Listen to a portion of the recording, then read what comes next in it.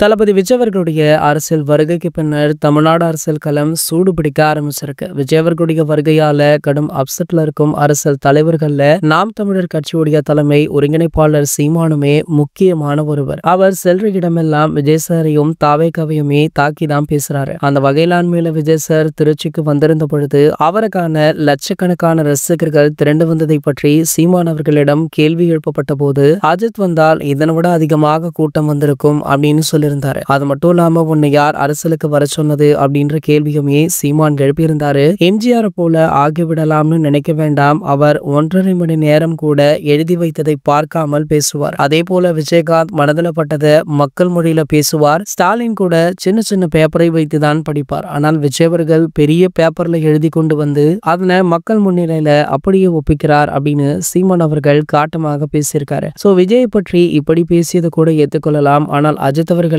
ரஜினிகாந்த் அவர்களையுமே புகழ்ந்து பேசியிருக்காரு. அஜித் சாருடைய ரசிகர்களையும் ரஜினி அவர்களுடைய ரசிகர்களையுமே தன்வசப்படுத்திக் கொள்ள சீமான் அவர்கள் அடிக்கடி எப்படி விளையாடுவாரா. சோ அதன்படி பாத்தீங்கன்னா முன்பே ஒரு மேடையில சீமான் அவர்கள் அஜித் அவர்களை நேரடியாகவே திட்டி பேசியிருந்தாரு. சோ அஜித் அவர்களை பற்றி அப்போது சீமான் பேசியதற்கு பதிலடி கொடுக்கும் விதமாக சூப்பர் ஸ்டார் கூட ஒரு மேடையில காட்டமாக பேசியிருப்பாரு. இந்த வீடியோக்களையுமே ஏகே ரசிகர்கள் தற்போது சோசியல் மீடியாக்கள்ல ஷேர் பண்ணிட்டும் இருக்காங்க. சீமானுடைய இந்த செத்து விளையாட்டு எதற்கு அப்படின்ற கேள்வியுமே எழுப்பிட்டு இருக்காங்க. இந்த சம்பவத்தை பத்தி நீங்க என்ன நினைக்கிறீங்க அப்படின்றத கீழே உள்ள கமெண்ட் செக்ஷன்ல கமெண்ட் பண்ணிட்டு நம்மளுடைய அஜித் டாக்கீஸ் அப்படின்ற நம்ம சேனலை சப்ஸ்கிரைப் பண்ணிக்கோங்க.